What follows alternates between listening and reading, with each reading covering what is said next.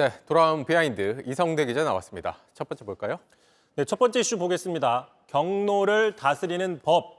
자, 오늘 국민의힘이 총선 패배에 대한 토론회를 열었습니다. 자, 이 자리에서 윤석열 대통령의 태도를 지적하는 비판이 나왔습니다. 먼저 듣고 가시죠. 네.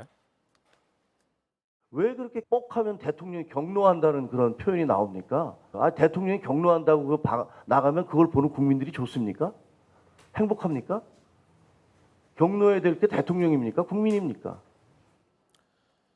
자, 저에게는 대통령이 너무나 자주 경로를 하다 보니까 그게 바로 이번 총선 참패의 원인이 됐다, 이렇게 비판을 하는 겁니다. 네, 근데 저도 실제로 대통령이 경로했다 이런 제목의 기사를 꽤 본 것 같습니다. 자, 그렇습니다. 그래서 좀 몇 가지 추려왔는데요. 먼저 해병대 최상병 사건이었죠.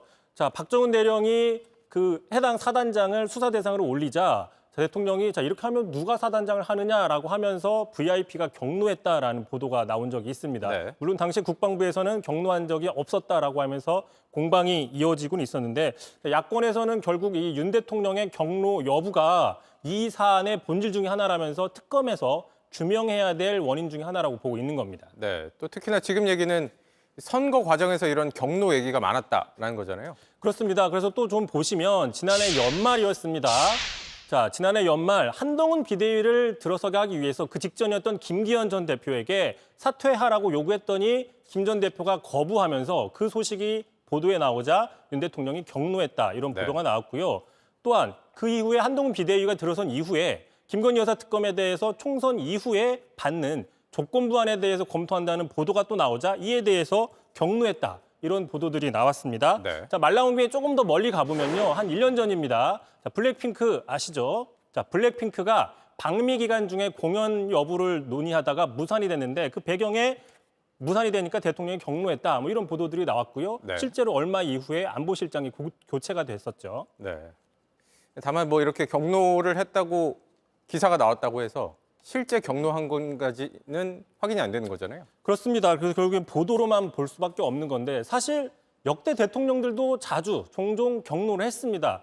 예를 들어 노무현 전 대통령 3.1절에 이해찬 당시 대표 총리가 골프를 쳐서 그 파문이 일자 상당히 경로했다라는 기사가 나왔고요. 네. 또 이명박 전 대통령 독도의 그 명칭에 대해서 미국이 표기를 바꿨다고 하자 상당히 이 문제에 대해서 경로를 했다는 보도가 있습니다. 자, 결국에 경로를 얼마나 자주 했느냐가 문제가 아니라 무엇에 대해서 경로를 하느냐, 이게 더 문제다, 이게 더 본질이다라는 지적들이 나올 수밖에 없는 거고요. 네. 참고로 오늘 그 패배에 관련된 토론회에서 서울 강북에서 유일하게 당선된 김재섭 당선자가 과연 어떻게 당선이 됐느냐고 그 비법을 묻자 그 비결에 대해서 이렇게 얘기를 했습니다. 직접 들어보시죠. 네. 우리 당이 하는 거 거의 반대로만 했습니다. 2조 심판 얘기 입 밖으로도 꺼내지 않았고요. 그다음에 당에서 내려오는 현수막 4년 동안 한 번도 적을지 않았습니다. 정말 저희 지역에는 걸 수 없는 내용들이 태반이었습니다. 네, 저것도 상당히 쓴소리네요. 다음 이슈 볼까요? 자, 두 번째 이슈 보겠습니다. 방심 말라 박지원. 자, 박지원 오늘 하루 종일 뉴스의 중심이었죠. 네. 하이브 대표 박지원이 아니라 우리가 알고 있는 정치인 박지원 전 국정원장입니다.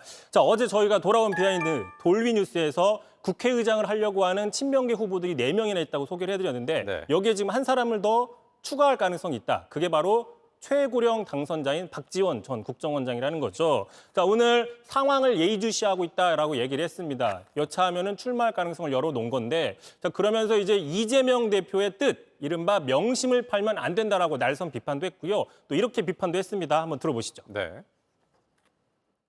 국회의장의 관례가 중립성이다. 이것을 강조를 해주는 것이 정치지. 아니야. 나는 민주당에서 나왔으니까 민주당 편만 들 거야. 이건 정치가 아니죠. 네, 오늘 또 이 소식을 전하게 되는 걸 보니까 선거전이 뜨겁긴 한가 봅니다. 그렇습니다. 이제 또 이렇게 얘기도 했습니다. 아무리 민주당이 압승했다 할지라도 당내에서 아무런 목소리가 나오지 않는 건 문제가 있다. 네. 집권을 위해서도 다양한 목소리가 나와야 된다. 그 역할을 본인이 하겠다. 이런 식의 주장을 한 건데, 다만 이제 박지원 당선자가 실제로 출마할지 여부는 좀 더 두고 봐야 됩니다. 결국 나올 듯 말 듯 하면서 자신의 존재감을 키우려는 게 아니냐, 이런 분석들도 지금 나오고 있습니다. 네, 여기까지 듣겠습니다. 이성대 기자였습니다. JTBC 뉴스를 시청해 주신 여러분 고맙습니다. 저희는 저녁 6시 50분 뉴스룸에서 뵙겠습니다.